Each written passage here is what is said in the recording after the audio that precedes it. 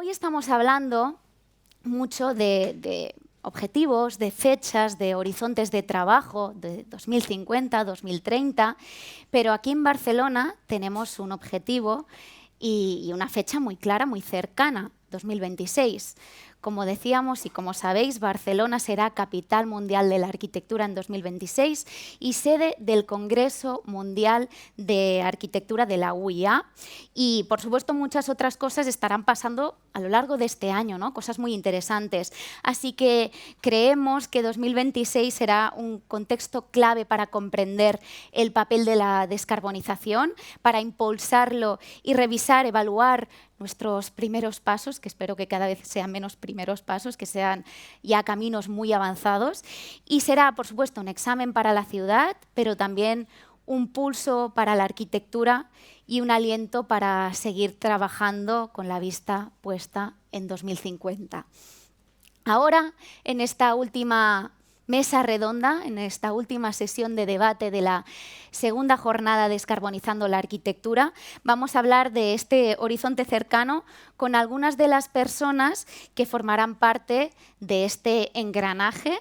Y las voy presentando, sé que les están acabando de poner el micro, así que de momento no subirán, pero los digo todos de golpe y los esperamos aquí en el escenario.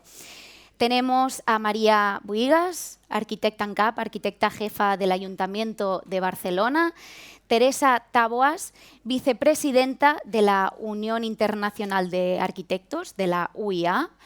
Bet Tuà, coordinadora d'actuacions per al desenvolupament de les polítiques d'hàbitat urbà i territori de la Generalitat de Catalunya.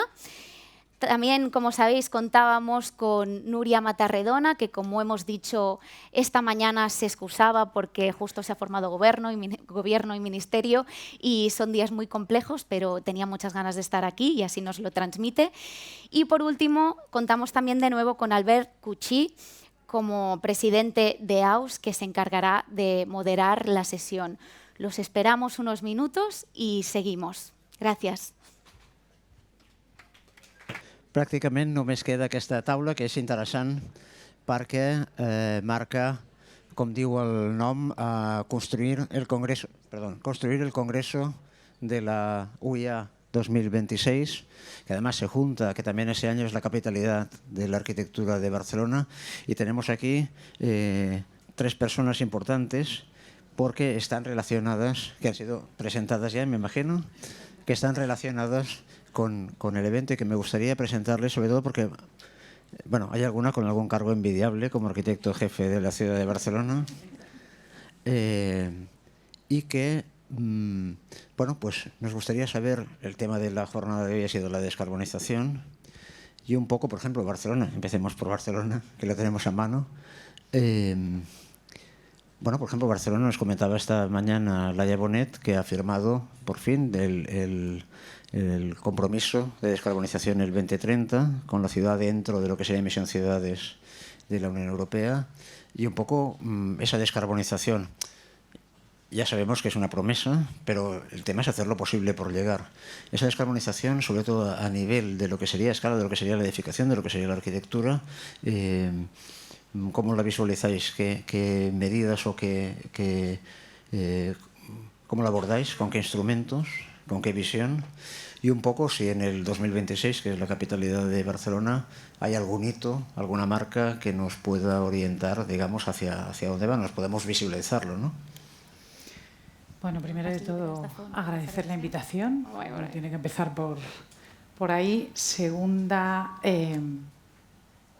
hablábamos entre bambalinas mientras nos microfonaban que la descarbonización, digamos, interpela a la ciudad de Barcelona, a, digamos, Cataluña, Europa, etcétera, etcétera, pero comentábamos que precisamente en el Congreso de la UIA pues que es internacional, es decir, que la descarbonización nos interpela a todos globalmente y, por tanto, cada uno tiene que poner su granito de arena. Esta mañana la teniente alcalde efectivamente compartía con vosotros ese compromiso.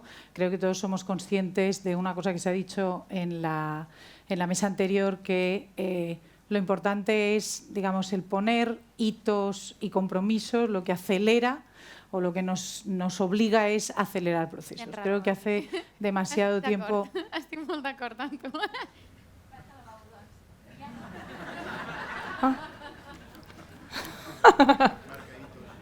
Marcaditos para el lavabo.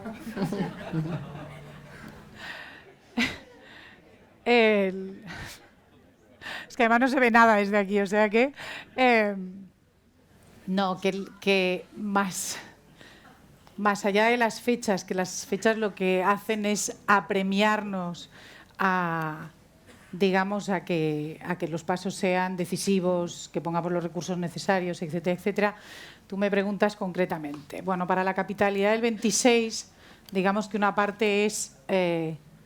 Joan Roig hacía referencia a los edificios que no se van a construir. Como comprenderéis, del 24 al 26 yo no tengo capacidad de construir nada, así que digamos que inauguraremos lo que está en construcción, pero eso sí, pondremos en valor, por decirlo de una manera, y abriremos edificaciones que ya existen, y esa, por descontado, será una de las líneas, y supongo que será una de las líneas como así lo plantearon en el Congreso. Yo diría que la capacidad que tenemos las ciudades, y en particular Barcelona, tendría tres patas, y no voy a descubrir nada nuevo. Una es incrementar la rehabilitación. En nuestro caso, en Barcelona, por suerte o por desgracia, yo siempre creo que ha sido una suerte, no tenemos espacio de expansión. Nuestra expansión ha sido el área, la región metropolitana, etcétera. Por lo tanto, digamos, a nosotros nos toca la rehabilitación, pero claro, nos toca la rehabilitación, lo cual significa que si hasta ahora ha sido más bien, podríamos decir, testimonial, como mecanismo de hacer ciudad, porque en el fondo hemos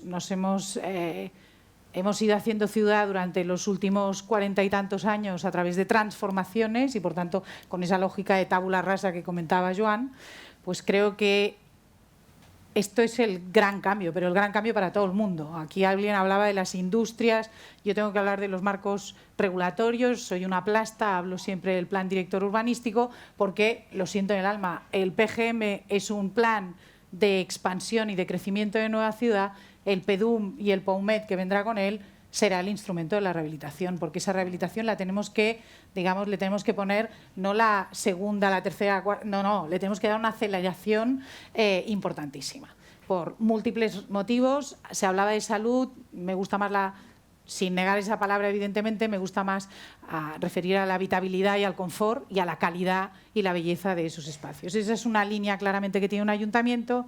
La otra es la capacidad que tenemos, entendiendo que no vamos a ser autosuficientes. Esto no es un sistema cerrado y, por tanto, no vamos a ser autosuficientes, pero es incrementar las energías renovables, y aquí la Generalitat también tiene que jugar con todos los entornos urbanos y con el territorio en general. También, aviso para navegantes, esto también va no solo de ser renovables, sino de consumir menos, porque de esto pocas veces también introducimos en la película. Y la última, evidentemente, el tema de la movilidad. Y, por tanto, aquí hay una necesidad, en ese caso otra vez, de reducir determinados tipos de movilidades, y las que, digamos, las colectivas, las de transporte público, etcétera, etcétera, trasladarlas a modos con energías que sean renovables. Si tú me preguntas, ¿yo me creo eso en el 2030?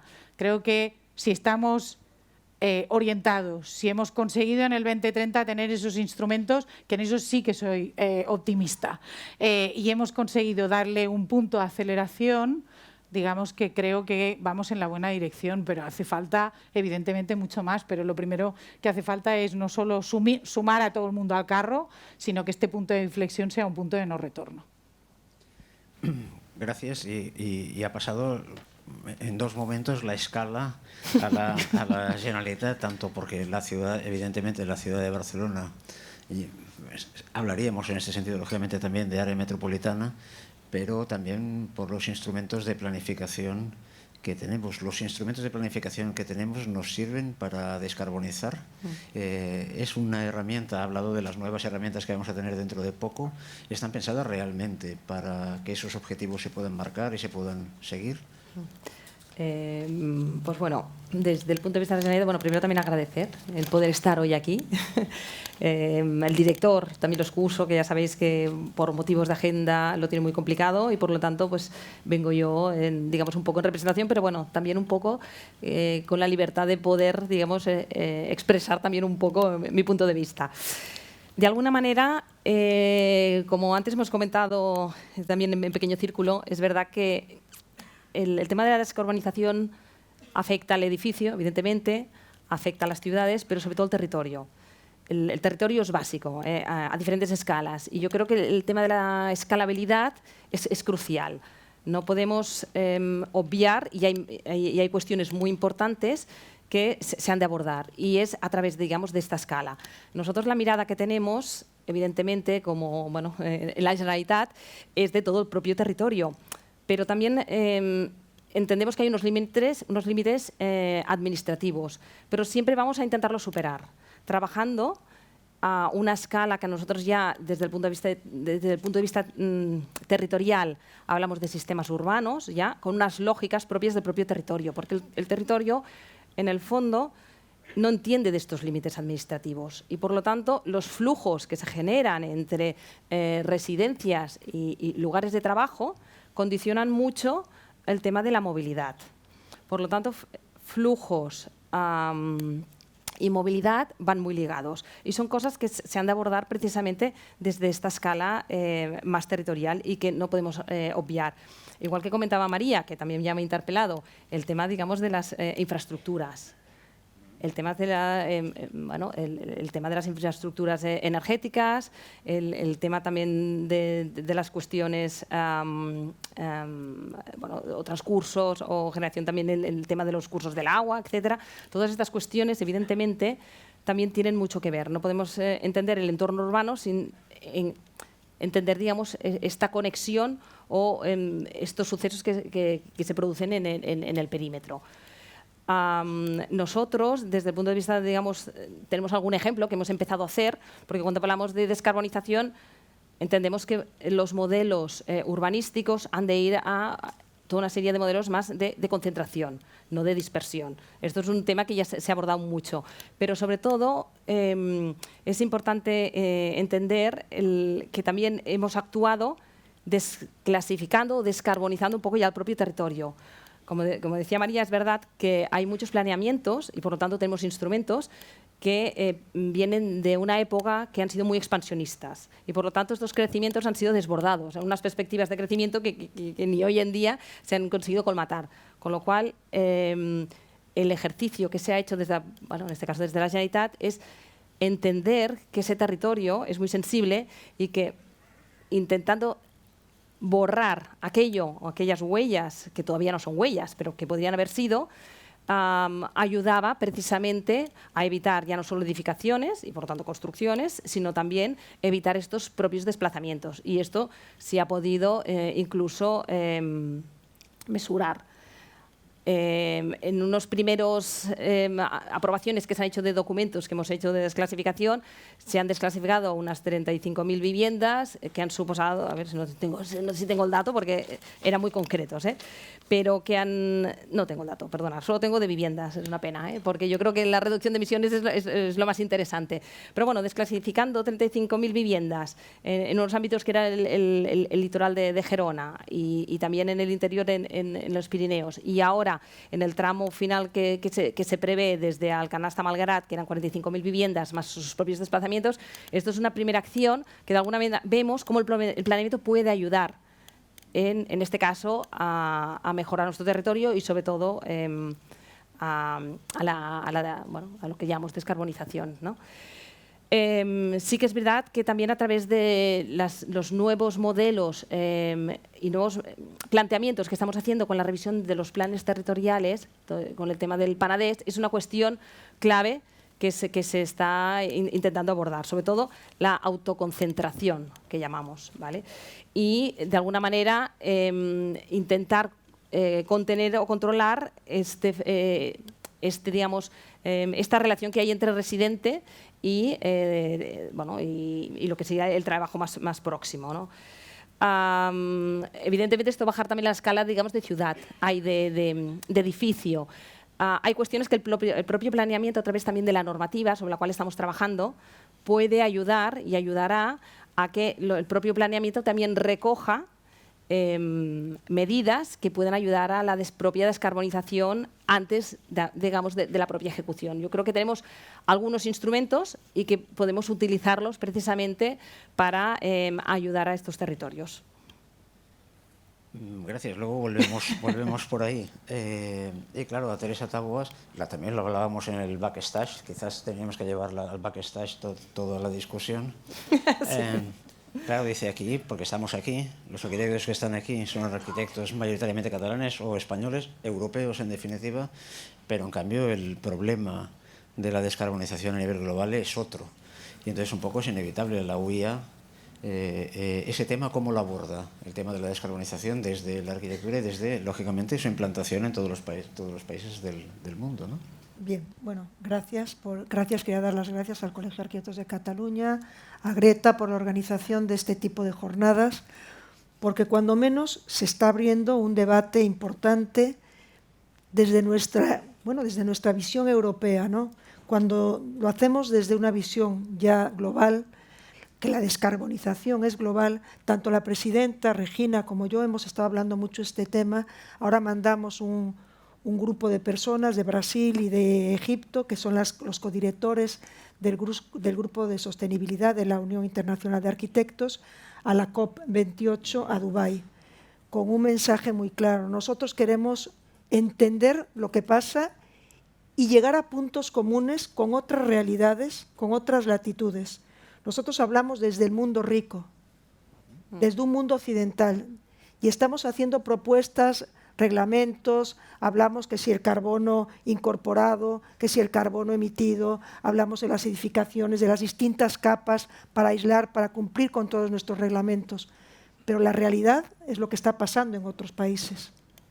Países, o sea, a modo de ejemplo, en la India cada año pues nacen 15 millones de personas, en Nigeria 4 o 5. Es decir, la realidad del mundo es que el incremento de población es tal, las manchas urbanas de aquí al año 2060, deciros que la misma superficie que ocupa todo el área metropolitana de Nueva York, cada mes se incrementa en esa superficie urbanizada en el mundo, el 70% sin arquitectos, sin ninguna intervención de planeamiento, sin ninguna intervención de arquitectos. Por lo tanto, lo más lejos que están de cualquier preocupación de descarbonizar, simplemente de subsistir. Por eso, tanto la presidenta como yo estamos preocupadas, muy preocupadas, de qué manera vamos a dar este debate para no herir sensibilidades, para no hacerlo desde una visión eurocéntrica y hacerlo de manera que abramos el debate a escala global desde el respeto y sabiendo que en muchas ocasiones, yo antes escuché a uno de los ponentes anteriores que compensaban, claro, se compensa el carbono en Nicaragua.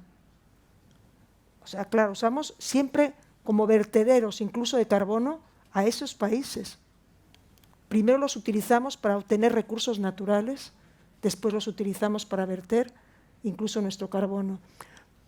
Es decir, a mí es el tema que me preocupa y creo que Barcelona, como punto de partida en ese Congreso Internacional de Arquitectos que vamos a celebrar aquí en el año 2026, tendría que ser también el lugar donde confluyan las distintas visiones de cómo afrontar estos retos que tenemos a escala global. Entonces, bueno, yo creo que es una oportunidad única que tiene la propia ciudad y aparte me gusta esta escala, ¿no? La escala en que empezamos esta conversación, la escala Barcelona, la escala Cataluña, la escala mundo. Estamos hablando de territorios. Y el territorio, últimamente, cada lugar que voy, es la palabra, porque es una de las problemáticas. Por eso el Día Mundial de la Arquitectura este año, que es un día que instauró la UIA en el año 85, era sobre territorios y comunidades resilientes, porque no olvidemos que precisamente para nosotros descarbonizar, otros territorios también tienen que generar esa energía eléctrica, tienen que generar todo lo que otros territorios necesitan. Por lo tanto, el territorio como elemento, como denominador común para iniciar el debate. Eso es lo más importante y creo que Barcelona está en las condiciones mejores para poder ser el centro de ese debate a escala mundial. Bueno, se habla que ya a partir de, no sé, que hace 5 años, que ya toda la población que crece en el planeta está en ciudades, ¿no? A mí de pequeñito, cuando estudiaba arquitectura en esa escuela cuyo nombre no se puede mencionar, el primer día de la clase de urbanismo Solar nos dijo aquello claro de el problema de la ciudad moderna es el crecimiento, ¿no? El crecimiento de la ciudad. Y eso sigue siendo un problema en la mayoría de las ciudades. No es en Barcelona, que está cerrada. Pero en ese sentido, esos problemas metabólicos, pues al final lo has explicado muy bien, los territorios sirven para coger recursos y luego devolver residuos allí, pero eso podríamos decir que eso es propio de la ciudad, ¿no? Es propio de la ciudad porque la ciudad finalmente siempre se ha entendido como si fueran entes autónomos, pero bueno, aquí está la ciudad, Barcelona. No, es provocador. Yo voy a hacer una defensa a ultranza de la ciudad como origen de, efectivamente, muchas externalidades negativas que hay que trabajar, evidentemente, pero no perdamos de vista la ciudad es parte del problema, pero sin duda parte de la solución. La especie humana, si no es en ciudades, podemos discutir en qué tamaños, en qué condiciones, con qué huella, pero si no es concentradamente en ciudades, no sobreviviremos, entre otras cosas porque cuando estamos juntos se produce esto que hay aquí. Hoy ha habido un debate porque estáis todos aquí y porque todo el mundo está, digamos, lo que piensa uno, la experiencia del otro, la duda del de más allá o la aportación de la tercera, ¿no? Pero, digamos, para mí eso es indiscutible. Teresa hablaba del tema global. Primero hay un problema, evidentemente, de crecimiento de población, pero es un problema porque es un crecimiento de población en un marco mental de crecimiento de consumo infinito, sin ninguna conciencia, y antes se hablaba de medir. Y me parece muy importante lo de medir por generar la conciencia, pero no medir porque si parametrizo voy a tener todas las soluciones. Las soluciones no vendrán de la parametrización, ese es otro mito. Es decir, necesitamos un conocimiento mucho más matizado y profundizado del efecto de cualquiera de nuestras cosas. Aquí porque hoy estamos en el Colegio de Arquitectos y hablamos de edificación, pero si nos miramos todos los que llevamos en la mochila, lo que hemos hecho hoy a lo largo del día, etcétera, etcétera, de huella para descarbonizar, nos queda un ratito. Digamos que tenemos mucha. Y entonces cuando decimos, no, el problema somos los países desarrollados, yo digo, sí, pero si no lo miramos globalmente, perdona, nos pasará una cosa, que es que esas ciudades que estadísticamente la ONU dice en la que vive más del 50% y llegará al 70%, también mirar la otra estadística, 1 de cada 4 vive en entornos urbanos, no en una cosa que llamaríamos ciudades. Nosotros no llamaríamos ciudades a eso, porque no tienen la condición mínima para vivir dignamente. Y el tema aquí está en cómo vamos a conseguir que ese 1 de cada 4 adquiera un confort mínimo de vida que estemos dispuestos como especie a aceptar colectivamente, descarbonizando el planeta, porque eso significa que nosotros vamos a tener que bajar parte de nuestra película. Y nos vamos a tener, por tanto, unos vamos a tener que estar descarbonizando al mismo tiempo que otros, seguramente en una parte van a seguir carbonizando, o les vamos a tener que dar alternativas. Pero la complejidad de la película es esa. La complejidad total es esa. Y las ciudades ahí tienen mucho que hacer. Y antes tú hablabas de concentración, yo diría, no solo es concentración. También, y voy a poner la palabra aquí, intensificación. En el mundo se hacen ciudades que no son suficientemente intensas y no se puede descarbonizar sin intensidad. Lo siento en el alma. Es así de claro. Y si intensidad estáis leyendo en la cara de la señora Buigas que está diciendo densidad, sí, estoy diciendo densidad. Densidad urbanística, por tanto, más viviendas por hectárea, densidad de población, más personas por hectárea. Lo siento, es así de claro. Es así de claro. Por tanto, no me vais a encontrar jamás en un discurso antiurbano. Las ciudades son nuestra gran solución. Ahora, las que estamos construyendo ahora, no. Nosotros tenemos la suerte de tener una heredada que tiene muchas cosas que tenemos que recuperar, porque nos hemos olvidado en nombre de la modernidad. Pero eso es otra cosa. Ese es nuestro problema, ese es nuestro reto. Pero las ciudades son la solución. Concentraditos, intensos, pero en unas condiciones de propia vida que tengan en cuenta esa parte. Sí, yo estoy de acuerdo en esto. Digamos la concentración venía con la densificación, evidentemente, ¿eh?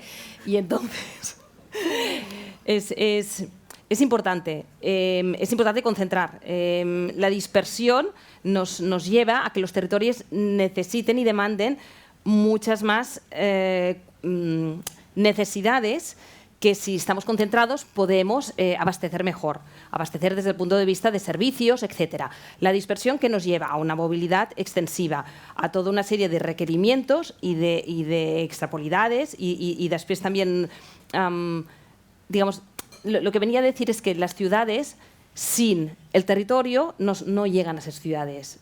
Necesitan, digamos, de ellas. Y por lo tanto, cuanto más concentrados, también podremos tener un territorio mucho más protegido y mucho más libre. O sea que este, digamos, equilibrio que hay entre una parte y otra, y hablo a nivel también, a nivel no solo, digamos, de nuestro propio territorio más cercano, digamos, a nivel global. Es necesario, digamos, evidentemente la concentración y la densificación, porque las ciudades, cuanto más concentrados estemos, nuestros servicios, nuestras necesidades también están más próximas, pero es verdad que hay cosas que nos han de abastecer y que necesitamos, digamos, la otra parte del territorio. Por lo tanto, es este equilibrio para llegar a él es sobre lo cual es verdad que hay que trabajar mucho, muchísimo. Y el planeamiento ha de ayudar. Las escalas. La escalabilidad, sí, sí. Dos cosas. Una, también en esa escuela cuyo nombre no se puede decir, me enseñaron que, ¿cómo era? Primero es la infraestructura que define el modelo, define el metabolismo y luego se pone la ciudad en función de eso, ¿no? Por tanto, la infraestructura refleja la relación entre la ciudad y el territorio. Estamos en una escasez de agua. Yo me acuerdo con la del 2008, que le entrevistaron a un payés de Lleida sobre si había que traspasar agua a Barcelona, y el tipo dijo, hombre, sí, esa gente no vamos a salvar las cosechas cuando la gente se muere de sed en Barcelona, ¿no? Claro, igual esa ciudad lo que tiene que hacer es reconocer el territorio que la abastece, que le suministra, y tener a lo mejor otro modelo de relación, ¿no? Claro, ese es el punto del debate. Bueno, por tanto, esa es la cuestión. No es ciudad o no ciudad. No es ciudad o no ciudad. Es, cuanto mayor es la escala de las ciudades, menos conscientes son del impacto en los ecosistemas, del impacto en otros territorios. Eso está más que estudiado, y ese es el problema de las escalas. Es decir, tú puedes tener una ciudad muy densa, de 20, de 30 millones de habitantes, estoy hablando de las escalas de las grandes ciudades del mundo, de esas grandes problemas, las grandes ciudades problema del mundo, totalmente de espalda y totalmente generando graves problemas en los ecosistemas. Por lo tanto, es una cuestión de escala, para que haya una relación y un respeto entre territorios, territorio urbano, territorio rural, territorio suministrador de recursos naturales, agua, por ejemplo, el problema de los recursos hídricos. Cuanto mayor es la escala, menos consciente incluso son los ciudadanos del impacto que tiene. Por lo tanto, en el planeamiento es una de las cuestiones que hay que tener en cuenta, es decir, ¿cómo va a impactar ese planeamiento? Por ejemplo, bueno, hay planeamientos, hablando de descarbonización, los planeamientos en algunas ciudades de Inglaterra, en Oxford, en Westminster, en la ciudad de Londres, en Brighton. En esas ciudades, para el planeamiento ya se exigen los ratios de descarbonización del carbono que está inherente a los propios materiales. Por lo tanto, también lo mismo tendremos que hacer con el impacto que ese planeamiento tiene en el suministro de agua, en otros territorios, de alimentos, etcétera. Esto es un debate que da para estar aquí seguramente varias semanas. Bueno. Por eso el Congreso de 2026 va a ser un congreso muy, muy importante. En la OEA tenemos toda la esperanza, que igual que fue el del 96, el que marcó unas líneas muy importantes y marcó casi ¿cómo diríamos? Una nueva teoría de alrededor de las ciudades. El 2026 estoy segura que tiene que marcar la visión y la estrategia del mundo, de nuestro mundo, de arquitectos, de urbanistas, a partir del 2026 a escala global. Lo tengo muy claro. Va a ser aquí en Barcelona. No sé cómo vamos de tiempo. Mal. Pues lo siento, porque estábamos en máquina, sí, ya no se había dado cuenta que esto estaba lanzado. Y muy interesante, además, ¿no? Ahora empezamos a calentar. Ahora que la cosa iba bien, pues... bueno, pero yo creo que has marcado el hito 2026. Claro. También nos han marcado... no era densificación, la palabra era intensificación, reterritorialización, que a mí me cuesta mucho eso, CIFU, decirlo, y por tanto vamos a ver qué planteamos estas escalas para 2030 y más allá, pero sobre todo a ver en el Congreso de la Unión Internacional de Arquitectos. Muchísimas gracias por estar aquí, por participar. Muchísimas gracias. Gracias a todos por escuchar y quedaros aquí todavía, que llevamos muchas horas. Estar aquí aguantando, aunque no os veo muy bien con los focos, pero no se ve nada. muy bien. Y me imagino que debemos continuar aquí con cosas. Muchas gracias, Albert. Sí, muchas gracias. Muchas gracias a todos. Gracias.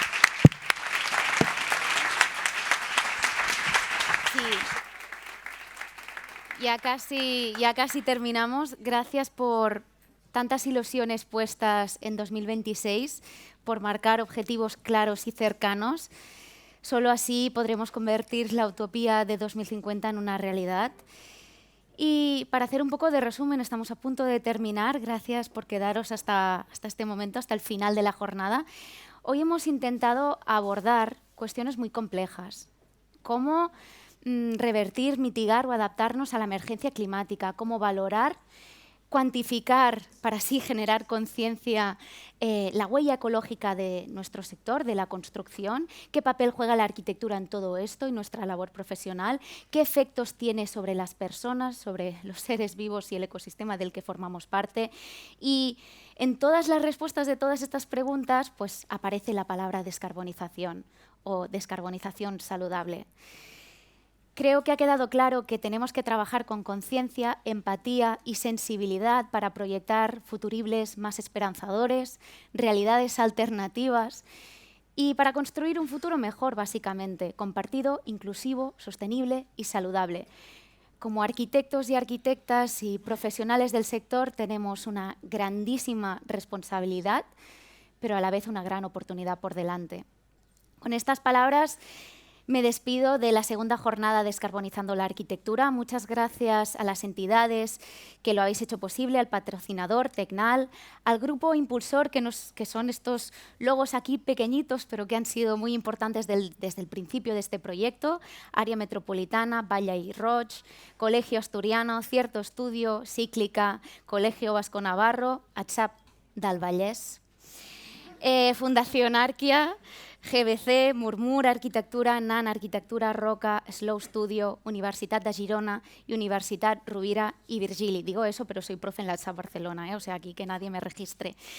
Gracias al COAC, en especial a Greta, a Pep, Clara, a todo el equipo por contar conmigo. Me siento muy alineada con los objetivos y la filosofía de esta jornada, así que ha sido un placer formar parte de este proyecto. Y sobre todo, mil gracias a todos y todas por acompañarnos todo el día. Ahora, para finalizar, os dejo, por supuesto, con Greta Tresserra, vocal de Sostenibilidad, Innovación e Internacional del COAC, vicepresidenta de AUS y el alma, ya lo sabemos todos, pero para que quede claro, el alma de estas jornadas Descarbonizando la Arquitectura. Andaban, Greta, gracias.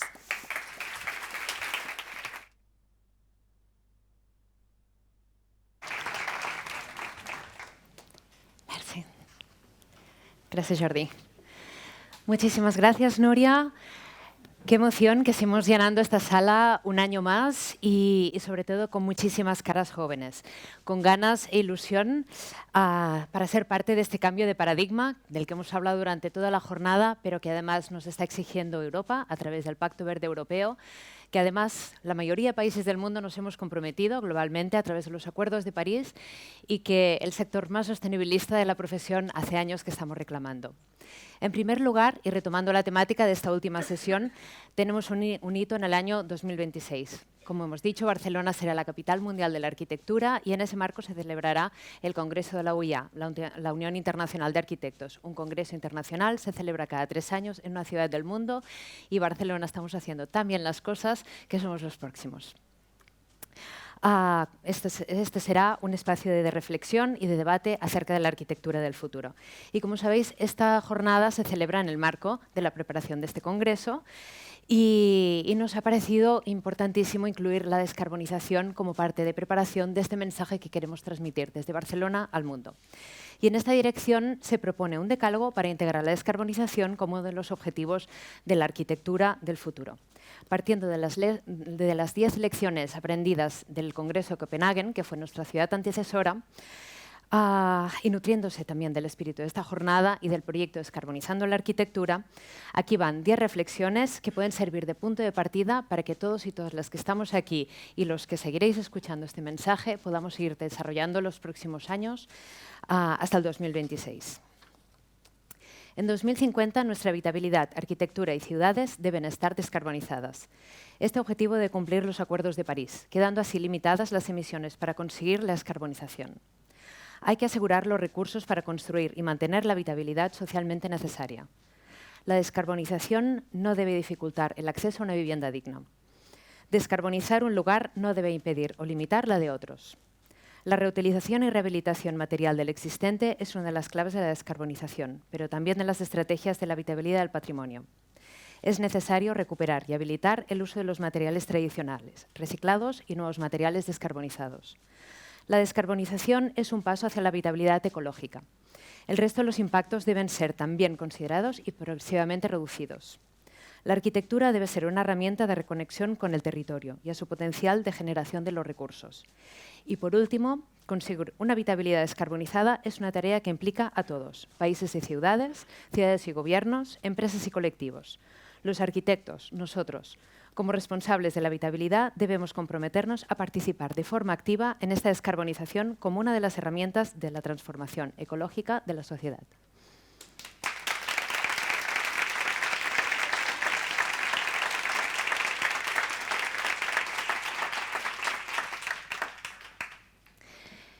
Bien, y para finalizar, quiero remarcar que el objetivo de esta jornada siempre ha sido el de informar al colectivo de todos los retos y oportunidades que la arquitectura nos trae que la descarbonización nos trae a la arquitectura.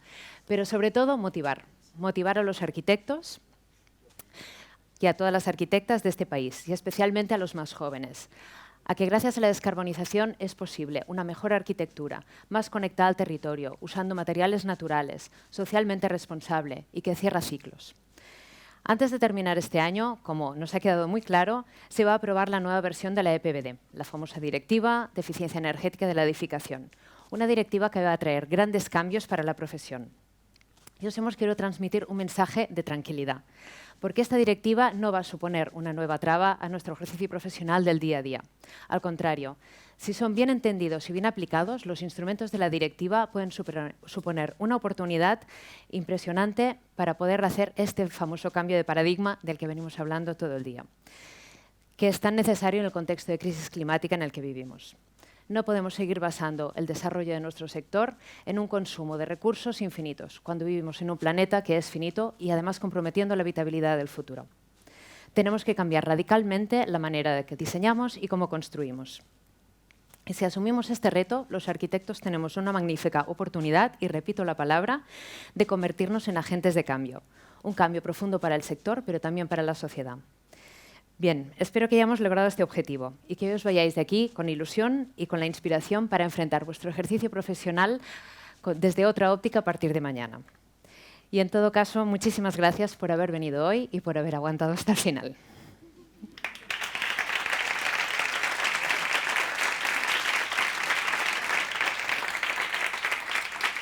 Bueno, no quiero irme sin agradecer antes a todas las personas que han hecho posible este evento. Primero, muchísimas gracias a todos los ponentes, moderadores, moderadoras, a nuestra fantástica presentadora y a todas las personas que habéis pasado por este escenario y habéis traído vuestros valiosos aportes. Vull agrair a tota la Junta Directiva d'AUS i a tots els integrants dels grups de treball. Heu fet una feina excel·lent i part del que heu vist avui a l'escenari és gràcies a tot el vostre esforç. Agrair també al Guim Costa i a tota la Junta de Govern que tant i tant em recolzeu.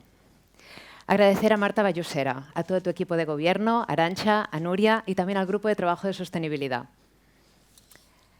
Thanks to Ruth Schagemann, the president of ACE, who unfortunately couldn't join us today, and Karl Beckstadt could step in a very short notice. També vull agrair al Toni Solanes, al Marc Longarón, al Miquel Àngel Julià i al Roger Sobirà, persones molt properes al projecte.